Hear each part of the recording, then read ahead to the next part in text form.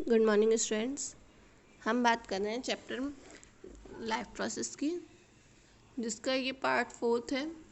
हमने last day पढ़ लिया था रेस्पायरेशन का, टेरेस्ट्रियल ऑर्गेनिज्म और लिविंग एक्वेटिक ऑर्गेनिज्म का। अब लाइफ प्रोसेस में हमारा अगला टॉपिक है ट्रांसपोर्टेशन एंड एक्सक्रिएशन। ट्रांसपोर्टेशन का मतलब क्या है? ट्रांसपोर्ट होना, एक जगह से दूसरी जगह जाना, और एक्सक्रिएशन बाहर निकलना। Human beings like other multicellular organism needs regularly supply of food, जिन्हें रेगुलर सप्लाई चाहिए होती है फूड की, मतलब रेगुलर वे पे फूड मूव करता रहे बॉडी में। This function is perform by circulatory system और ट्रांसपोर्ट सिस्टम। और ये फंक्शन किसके जरिए परफॉर्म किए जाते हैं? सर्कुलेटरी सिस्टम, और उसको ही कहा जाता है ट्रांसपोर्ट सिस्टम।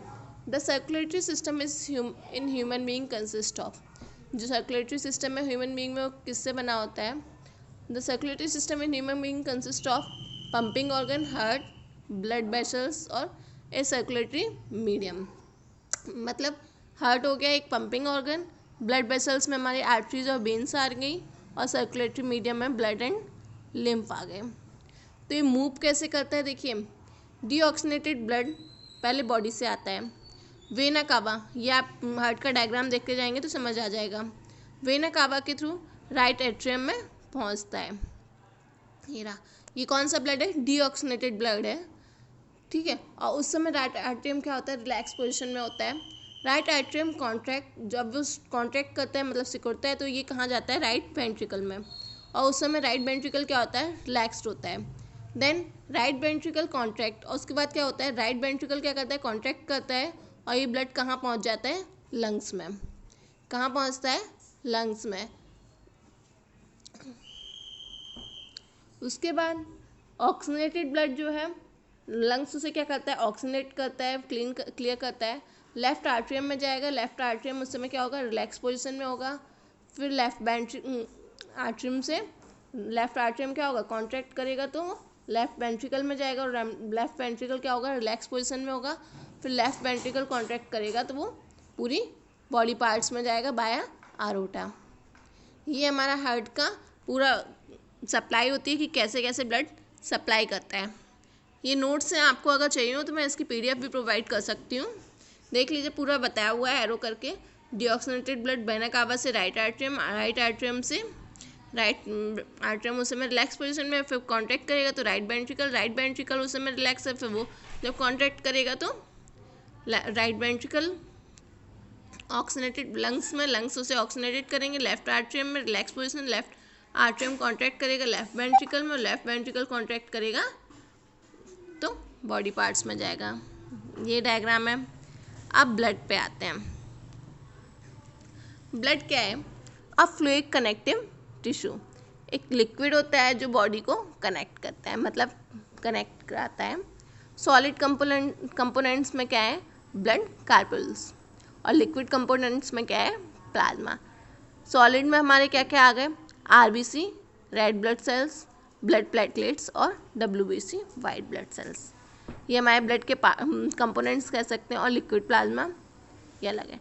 आरबीसी क्या होता है? आरबीसी करता है क्या है? Red blood cells carries respect gas O2 and CO2। RBC CO2 को और O2 को ले जाता है। Contain HB haemoglobin, impart red colour to me blood, मतलब ये ब्लड में रेड कलर प्रोवाइड करता है। Blood platelets help in blood clotting, blood platelets क्या करते हैं? ब्लड की क्लोटिंग कराने में हेल्प करते हैं।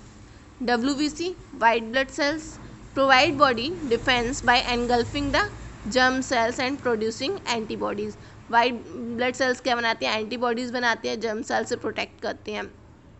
अब जो बात आ रही लिक्विड कंपोनेंट प्लाज्मा की, ये क्या होता है? एक येलो कलर लिक्विड है, contain 90% of water and 10% organic substance, जिसमें क्या होता है? 90% वाटर है और 10% क्या है? ऑर्गेनिक सब्सटेंस है, like plasma protein which aluminium, globin, inorganic minerals, iron.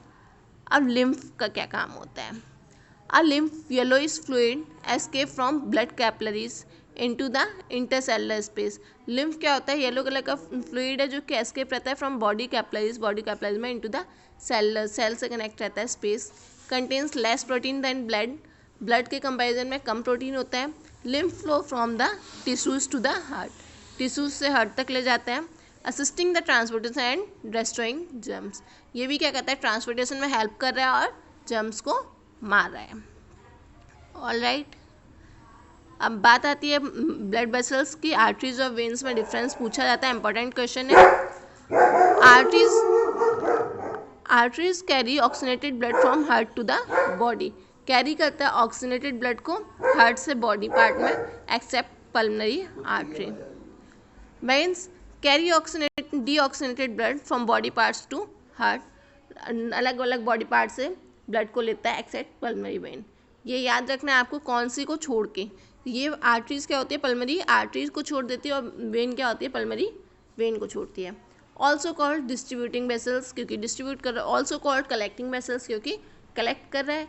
Thick and elastic, thin and less elastic. Thick and elastic मतलब खिंचाव, इलास्टिक का मतलब है एक्सटेंड कर सकते हैं, बढ़ा सकते हैं। Thin and less elastic. All right, आज का ये आपका ट्रांसपोर्टेशन ह्यूमन बीइंग का कंप्लीट होता है। Okay, thank you everyone.